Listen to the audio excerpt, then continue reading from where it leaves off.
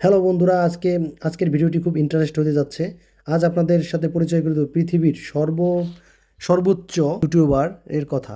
Mister বিসকে চেনা না পুরো বিশ্বের যারা ইউটিউবের সাথে পরিচিত এমন কোনো লোক নেই। তার পুরো নাম জেয়ন্স স্টার প্যান রোনাল্ডো। মা তাকে জিমি নামে ডাকতো। সোশ্যাল মিডিয়া তাকে মিস্টার বিজ নামে চেনে। তার মা আর্মি ছিল, কিন্তু সে মধ্যবিত্ত পরিবারে জন্ম তার। কিন্তু হঠাৎ করে তার বাবা মায়ের বিচ্ছেদ ঘটে। এই বিচ্ছেদ ঘটায় 2007 সালে।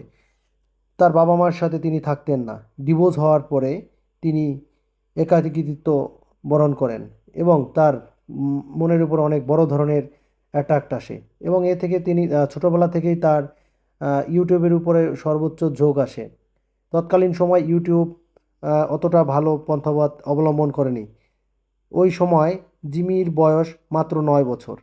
জিমি সর্বোচ্চ চেষ্টা করছে তার জীবনের সংগ্রামের জন্য। জিমি তার মা এবং ভাইয়ের সঙ্গে থাকতো, তারা আলাদা হয়ে গেছে। এরপরে জিমি তার ভাই ও তার মায়ের সঙ্গে জীবন সংগ্রামের গ্রহণ করেছিল এবং তার লেখাপড়াও তেমন হয়নি। লেখাপড়া তার মন বসতো না।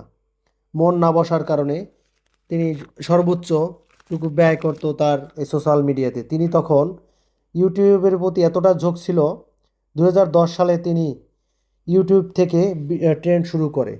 কিন্তু তার এই অল্প বয়সে তখনও সে তার রান করতে পারেনি।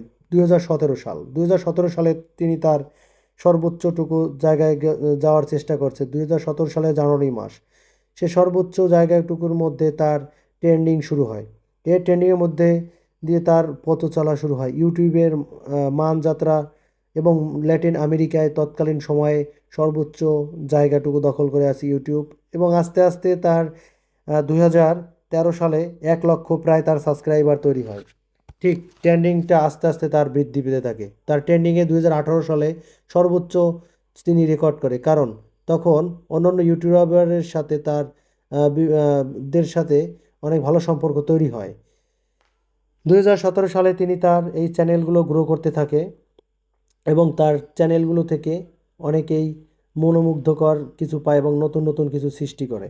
6ই নভেম্বর 2018 সালে তার 1 মিলিয়ন ফলো হওয়ার পরে তিনি 2019 সালের মধ্যে 20 মিলিয়ন ফলোয়ার তিনি ইনকাম করে। এরপরে তার মধ্যে চ্যালেঞ্জ তৈরি হয়। 2020 সালের ট্রেন্ডিংয়ে তার অবস্থা অনেক বৃদ্ধি পেতে থাকে, তার গ্রো অনেক হিউজ বৃদ্ধি পেতে থাকে। তার অবস্থান এবং তার টিমে প্রায় হিউজ পরিমাণে লোক কাজ করে। তার বিভিন্ন ধরনের চ্যানেল এবং তার ক্রিয়েটিভ চ্যানেলগুলো দেখতে একটি থেকে আরেকটি অনেক ভিন্ন। এই